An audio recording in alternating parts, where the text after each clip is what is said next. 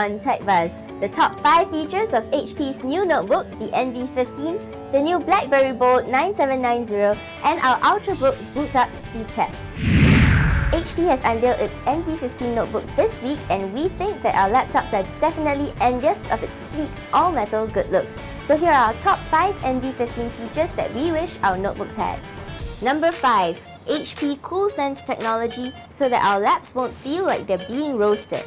Number 4. A proximity sensor that can wake the screen whenever you approach and turn it off when you walk away. Might deter tweet checking. Number 3.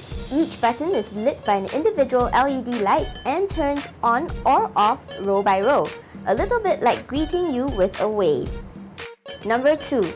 Beats audio software coupled with 6 speakers and 2 subwoofers, so that whether we're watching movies or listening to music, we can always hear and feel the boom boom pow. And number 1, an analog volume dial to control audio levels. It's a pretty retro throwback, and pressing the button conveniently calls up the Beats Audio Manager. They claim to be turned on in 20 seconds or less.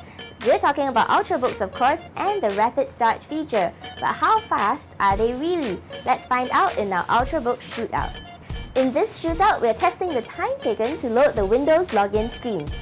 And the contenders are the Lenovo IdeaPad U300S, Asus ZenBook UX31E, Acer Aspire S3, and Toshiba Protege Z830. The Acer Aspire S3 took the longest time because it doesn't have an SSD. And even though the others have different specs, they all came within seconds of each other. The winner of our Ultrabook boot-up speed test is the Lenovo. It's probably because of its enhanced experience feature. Ultimately, whichever Ultrabook you choose, just make sure it has an SSD if you want it to boot up really quickly. Today's solved in 30 seconds question is, how do I use my Windows Phone device to share an internet connection? Go to Settings, Internet Sharing, and turn on the feature. From there, you can set the broadcast name and password.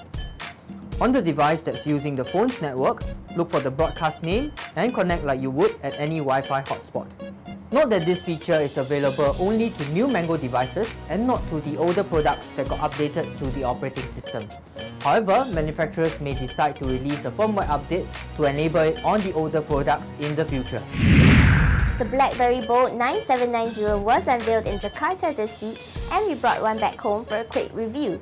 We like the small, lightweight handset and the way it curves around the edges. The downside is that it has a small half VGA screen and can only record VGA videos, so we guess that it's not very high-end.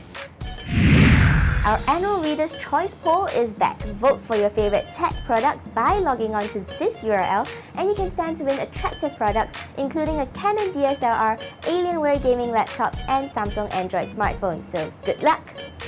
That's all for TechBuzz this week. Thanks for watching and see you next week. I'm Jacqueline, buzzing out.